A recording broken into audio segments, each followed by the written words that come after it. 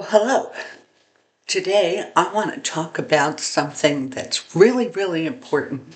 When I had my stroke and I got out of the hospital and they gave me all these comorbidities, they didn't give me any appointments with doctors, no follow-ups, nothing. I had to find a provider. I didn't have a provider. Um, I hadn't been sick. I'd been perfectly healthy, and I had moved to the Kansas City area, away from the center of the state, and my provider was back where I had moved from. So I then had the burden of finding a provider. Well, when I come home from the hospital, I called a lot of different providers in the area, and a lot weren't taking new patients. I did finally find one. One gentleman was taking new patients, and I made an appointment, and it was like almost 2 months out. I came home in July, and my appointment was in September. And so when the day finally came and I got there and I went to the doctor's office and I kind of looked around, and it was a spa. It was a medical spa, and he did Botox. And I thought, well, how's he going to help me with diabetes and AFib and all these other things? He has a spa. It was a medical spa. So finally they call me and I go in, and he talks to me. He says, well, you got high blood pressure. I see here it says you got high blood pressure. So I'm going to have you go get some tests, and then we can go from there and figure out what we need to give you. And I thought, well, he's just concerned about prescriptions. He's not concerned about causation or what I can do to be healthier or guidance, nothing. And I said, well, okay. He told me to get a hold of a laboratory that was up north and make an appointment and get some labs done and bring them to him. And his secretary, his receptionist out front would give me another appointment date to bring them. So I left. And I got home and I called the lab, and they just didn't have a whole lot of appointments available, and they said, well, you can come next month. And I thought, this is absolutely insane. I just got out of the hospital. I've had all kinds of labs. I shouldn't need to do this again. And so I said, thank you, and I hung up, and I thought, I need to find another provider. If I'm not buying Botox, or I'm not interested in the health spa, he can't help me. So I went and found directory of physicians from my town in the Kansas City area, and I found a nurse practitioner who had her own practice, and I thought, well, let me try that. And I called, and she was accepting new patients, so I made an appointment, and it was the following month in October. And so I waited, and I got to her office, and I will say she was more conscientious. I told her I was still trying to lose weight and get my BMI in place of where it should be, into a normal range. And she looked at me and she said, well, you don't want to lose too much weight, so when you fall, you don't hurt yourself. And I thought, why am I going to fall? And so she gave me she didn't like my blood pressure. My blood pressure was a little high yet. So she gave me a different prescription. She gave me some lisinopril. And I took that and I went home.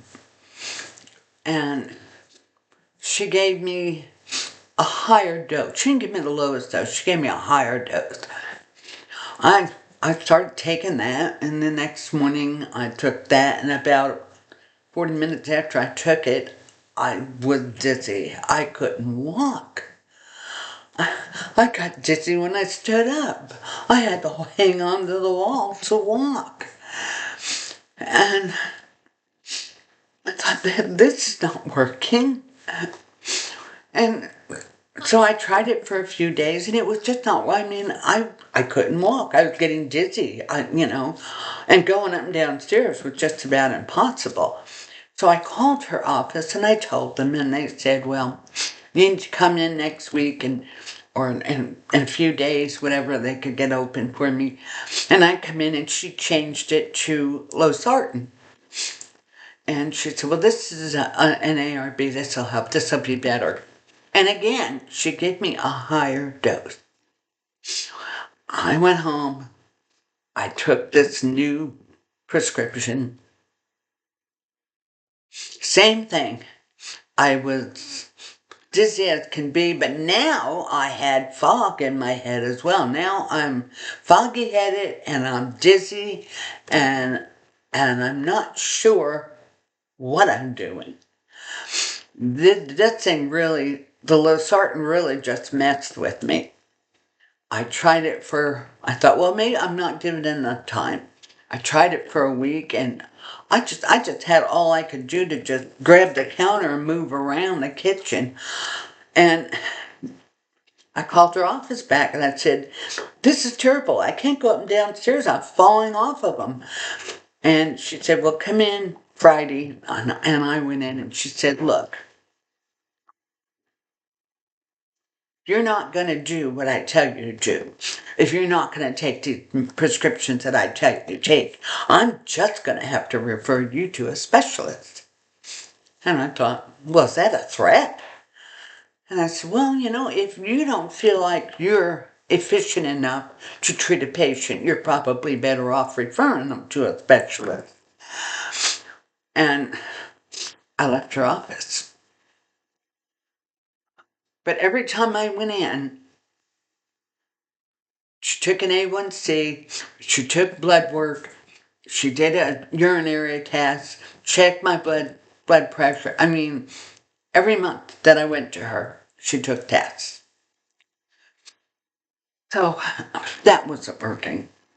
So then I found another practitioner who was actually a nurse practitioner, but they had a doctor that owned the practice, and I thought, well, maybe there's a little more guidance there. So they were accepting patients, and I went to her, and she seemed to be a whole lot more knowledgeable than the doctor or the NP that I went to.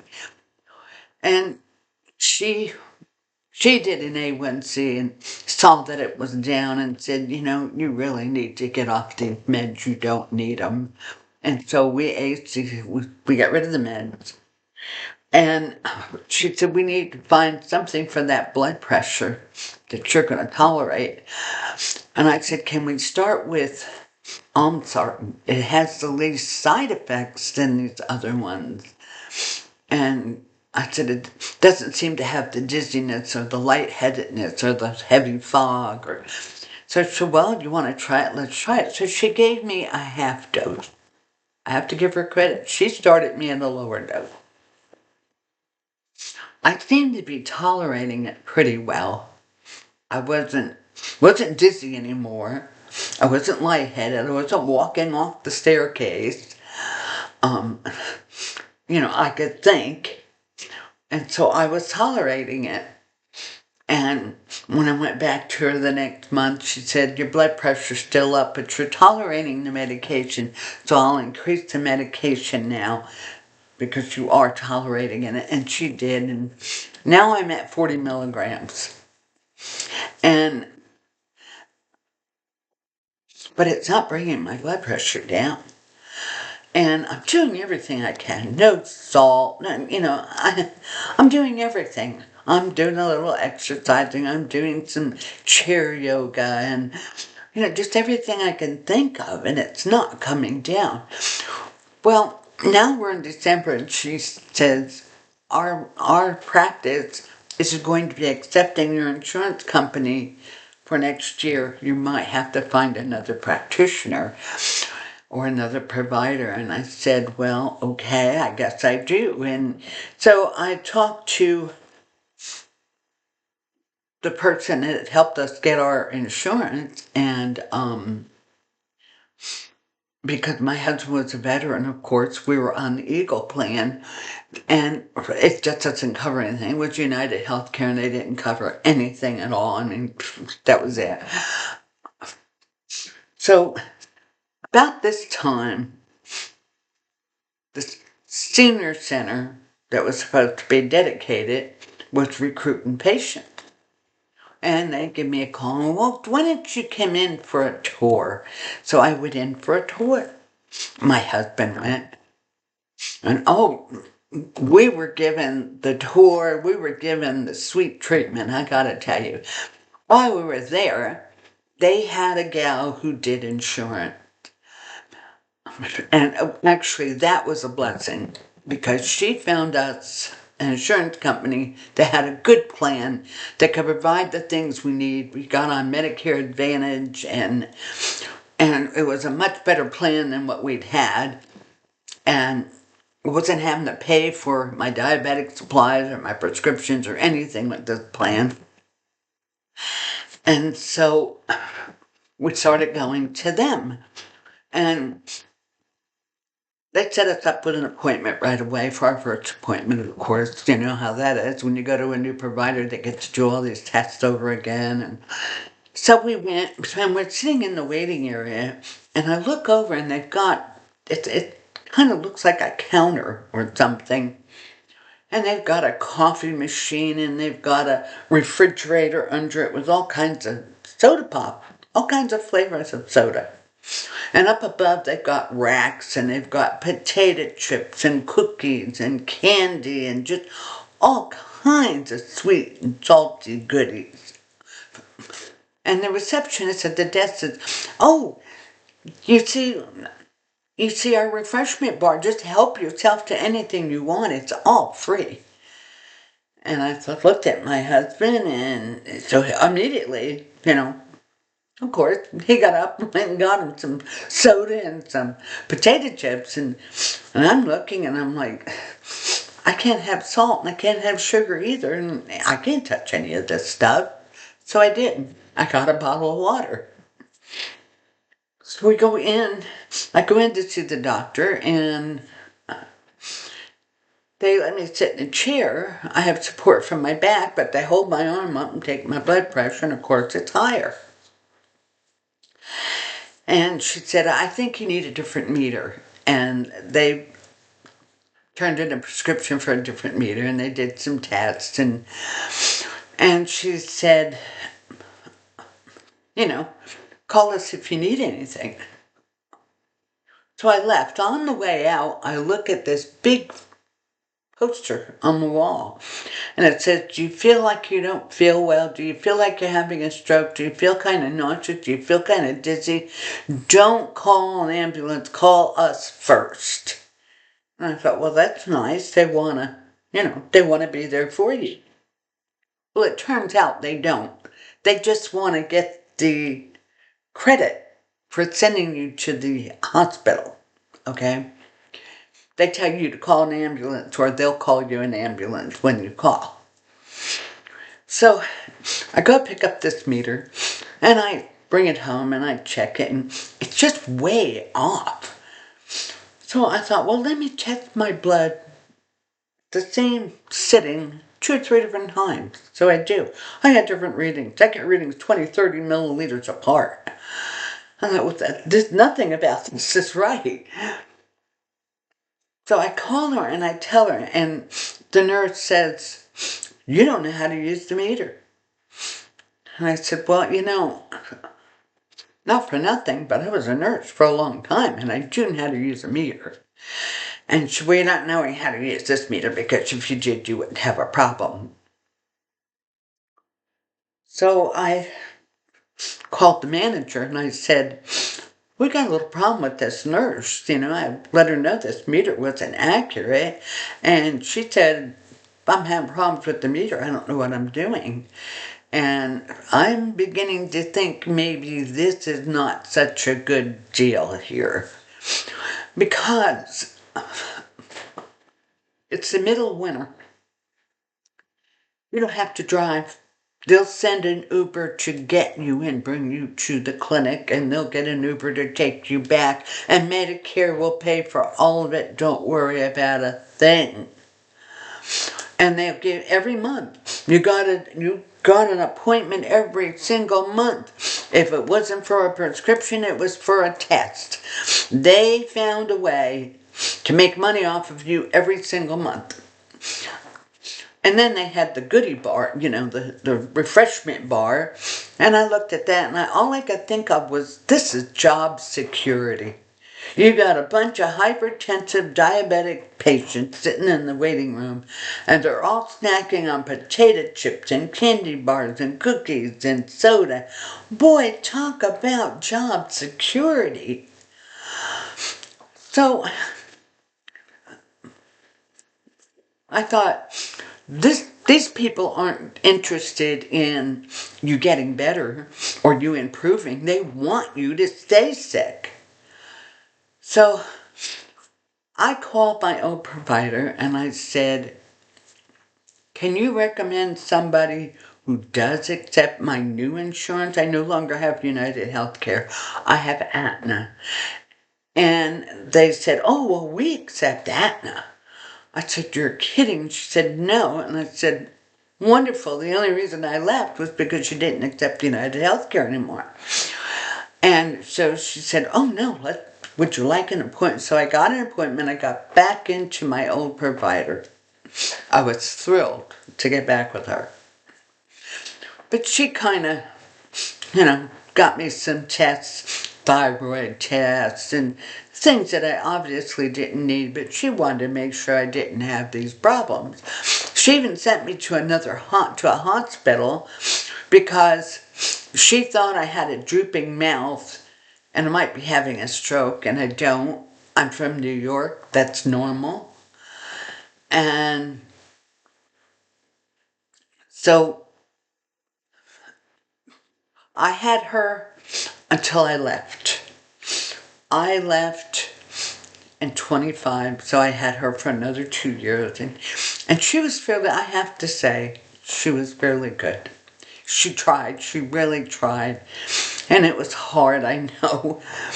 And for some reason, she thought her and I were competitors or something, because I called her when I caught a flu, and I said I need to come in because I have a really bad cold, and I think I need an antibiotic. And I went in and she checked me and she said, you do, and you need an anti-inflammatory. And she said, you know what this is, don't you? And I said, what? And she said, this is a white flag. I thought, why am I waving a white flag? And she said, you're giving in to medicine. And I said, no, I've always accepted modern medicine.